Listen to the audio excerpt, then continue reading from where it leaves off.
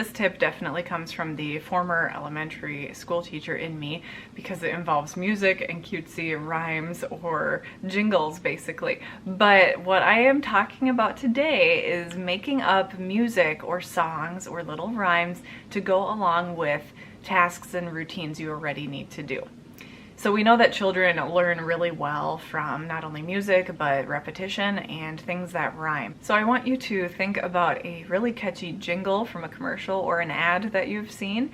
And we all know that those little sing-songy rhymes and jingles stick with us and they stay in our heads. And that's the kind of thing that we want to impart along to our little children, because then those rhymes are in their heads and it helps them move forward with a routine in their day.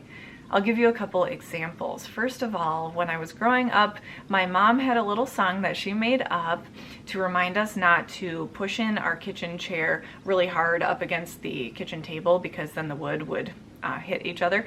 And the song she made up was called, well, not called something, but it was literally the words, "Wood against wood says ouch."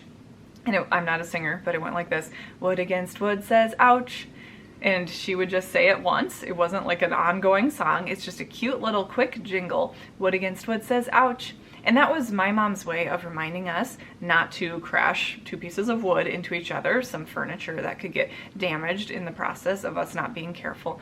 And I love this because it eliminates the need for you to bark at your children or nag them, or even really yell at them. You don't want to be doing that as a mother, of course. It doesn't feel good, and we want to treat our children respectfully too.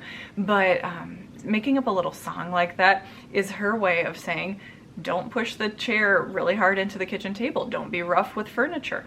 But instead of just saying those kinds of things over and over, like, be careful, I told you not to do that, she can just turn it into a song that you say with a smile. So wood against wood says ouch. And honestly, for me as an adult nowadays, even when I push in a wooden chair to a wooden table, I still have that song run through my head, because those kinds of things really do stick with you.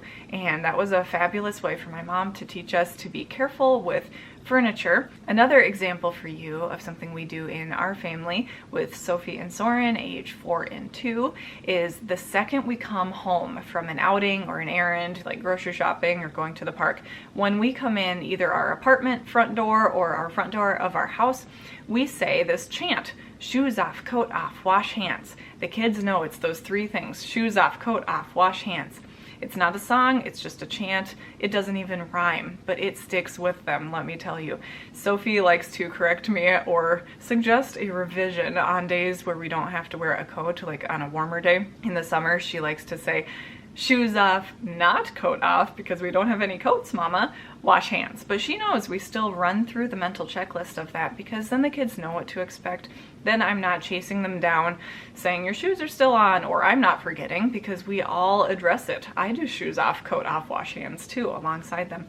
And Soren knows it. He knows that we're going to chant that the second we get in through the front door, and it's really sweet to see them be able to predict a routine like that, and it is so effective. So even if you just use shoes off, coat off, wash hands, or wood against wood says ouch in your house, I think that those are some really effective, fun little strategies that you can incorporate into your life. Another thing that we do around here, although not as frequently as the shoes off, coat off, wash hands chant when we get home, is it's a sing-songy phrase where I just say, when we rest, we feel our best. When we rest, we feel our best. And that is kind of something I chant to the kids as I usher them up the stairs when it is time to get ready for nap time or bedtime. If they're not particularly feeling like resting right then, we still are talking about when we rest, we feel our best. And that's a good thing for even us as adults to realize. So a lot of these little truths are things you can incorporate into your own mentality, and hopefully it's useful things that are positive that you're incorporating into your kids' mentality as they grow up. Then it's just in the back of Sophie's head that when I rest, I feel my best.